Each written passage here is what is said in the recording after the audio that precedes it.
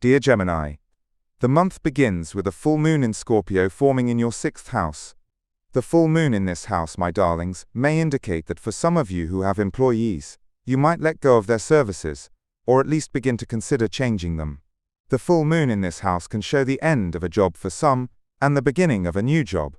You should not worry about your professional conditions, because Jupiter is still in your money house, so if you end a current job, you will find another, God willing. The full moon in this house can also show recovery, healing from an illness. If God has preserved you and you have any health problem, redouble your efforts regarding your health right now. On the 3rd, Mercury moves into your 12th house. Mercury is the planet that rules your ascendant. When it moves into the 12th house, it generally turns energy inward. You might feel the need to slow down, withdraw, isolate yourselves, stay out of the spotlight for a while, or work behind the scenes. Follow your energy. Don't oppose yourself. If you feel inspired to do anything of that nature, why not? That's what's called for.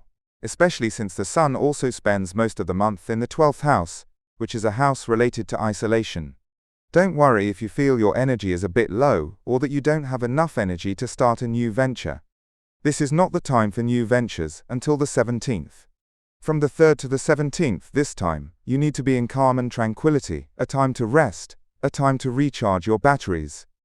On the 6th, Pluto will begin its retrograde in your 9th house. This circumstance prompts you to reconsider some of your beliefs. The 9th house is linked to beliefs, intellectual heritages, customs and traditions, the things you were raised with, and what those around you believed. Pluto is a planet of transformation, so from the 6th onward, you might find yourself reconsidering certain intellectual questions, or certain beliefs. So maintain flexibility to change whatever might need changing from the 6th onward. On the 16th, a new moon forms in your 12th house. This can represent a new source of income you obtain through online work, or a new source of income related to abroad, such as going abroad to work. The birth of the moon here can show the beginning of a new spiritual practice.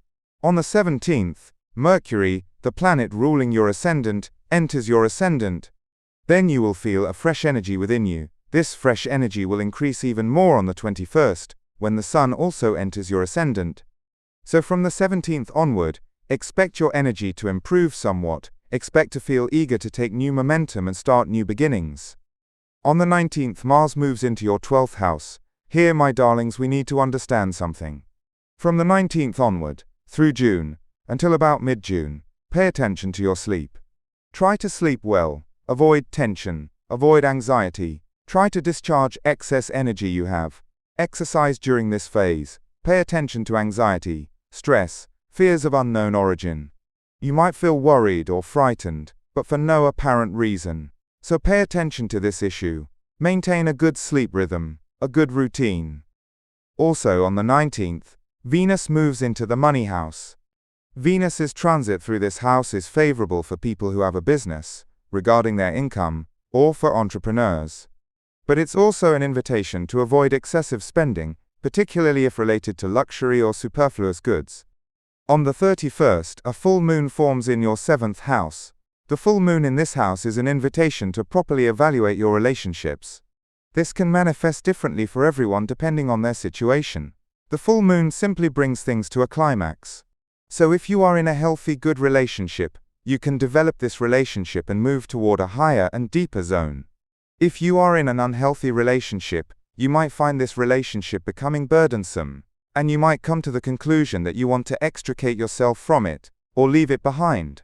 So the matter changes, each according to their natal chart and their circumstances.